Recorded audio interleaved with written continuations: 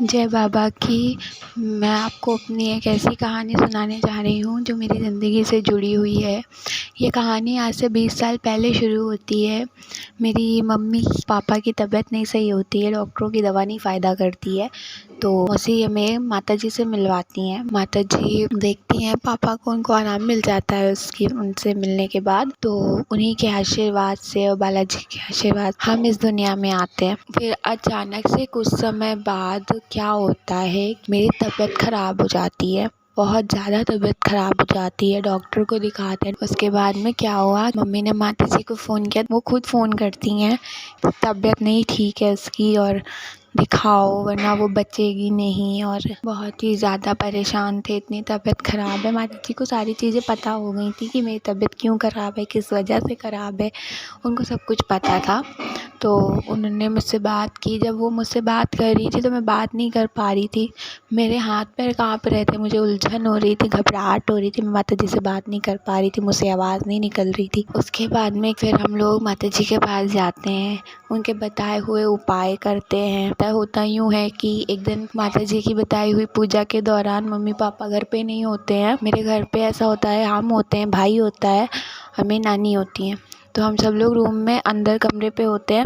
तो बाहर बाथरूम में नल चालू बंद होता रहता है और बाहर से चूड़ी बजने की आवाज़ें, पायल बजने की आवाज़ें, लोगों के नाचने की कूदने की आवाज़ें, ऐसा होता है। भाई भी बहुत डर जाता है। चालीसा हम लोग सुनते रहते हैं, हनुमान चालीसा के पाठ होते रहते हैं घर के अंदर, कमरे के अंदर पाठ करते रहते हैं। तो हम लोगों को दिक्कत तो कोई नहीं होती, बट हाँ, डर तो बना ही था, डर तो बहुत लग रहा था। पर फिर पापा घर आते हैं।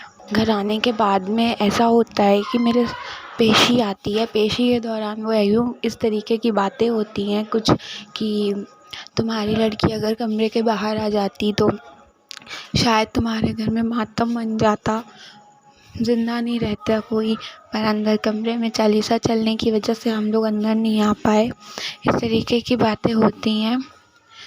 उसके बाद में क्या होता है कि पूरी रात पापा मेरे सो नहीं पाते थे। एक दिन उनकी भूतों ने बहुत पिटाई की और खाना नहीं खा पाए हफ्ता भर।